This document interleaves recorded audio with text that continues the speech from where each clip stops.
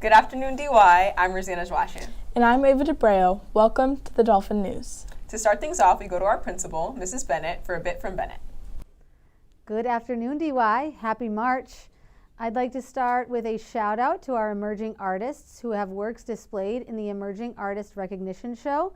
Elizabeth Turner, Washington D'Souza, Hillary Joshi Dos Santos, Jonathan Hendricks, Isabel Colon, and Sophie Dupuis. Congratulations. I want to wish our girls and boys basketball teams good luck as they take on Tantascowa High School in the playoffs tonight. Also, good luck to the Drama Club as they bring their one act, The Candidate, to the festival this weekend. Great job in your performances this week. You're going to do great. A reminder that next week is the halfway point for Term 3. This month, it kicks off MCAS, so grades 8 through 10 will be taking the MCAS test this month through the end of the year. We're hosting the 7th graders in Step Up Day on Wednesday, March 6th.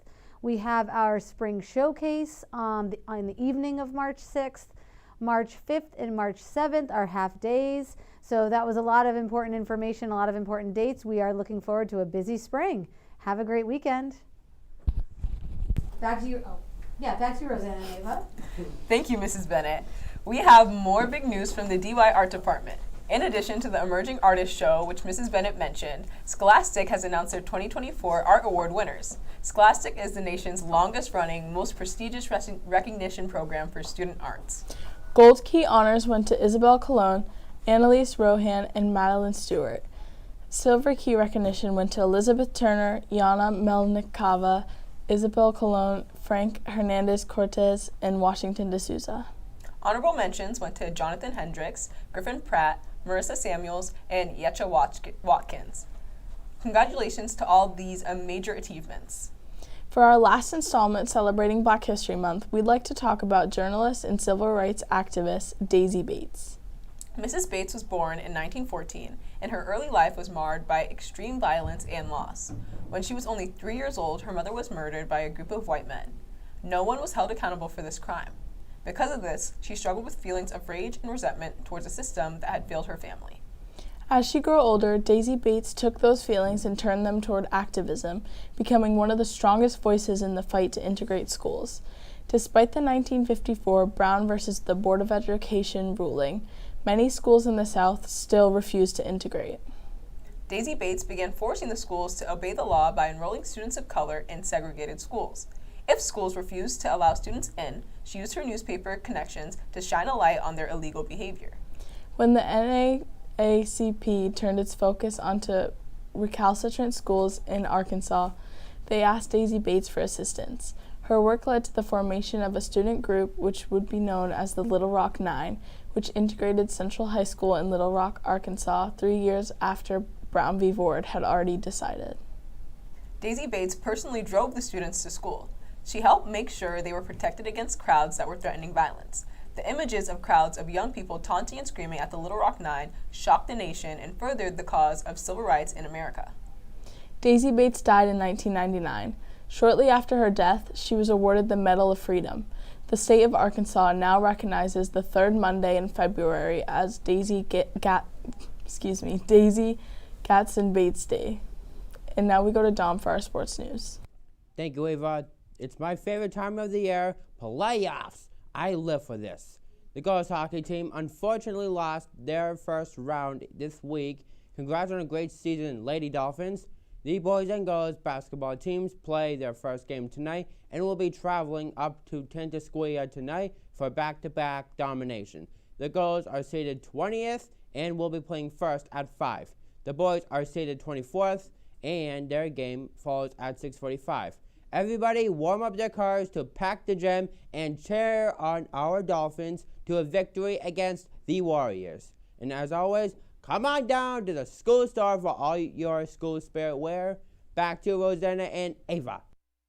Thank you, Dom. In other news, this year, DY Girls Lacrosse is selling raffle tickets to help fund their 2024 season. There are 5 different baskets that you could win.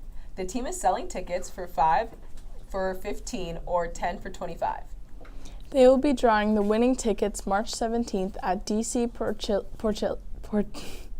Porchili's at 2:30 and they will be live streaming the drawing on their Instagram account.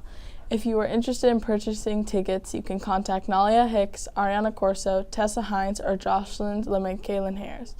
Any support is highly appreciated. March is Read Across America Month, and to celebrate, we are starting up a new segment called What Are You Reading, DY? This segment will feature teachers talking about the books that they are currently enjoying. If all goes well, in the future, we hope to have both students and teachers sharing their books. For our first segment, we welcome Miss Cade to the DY News Show.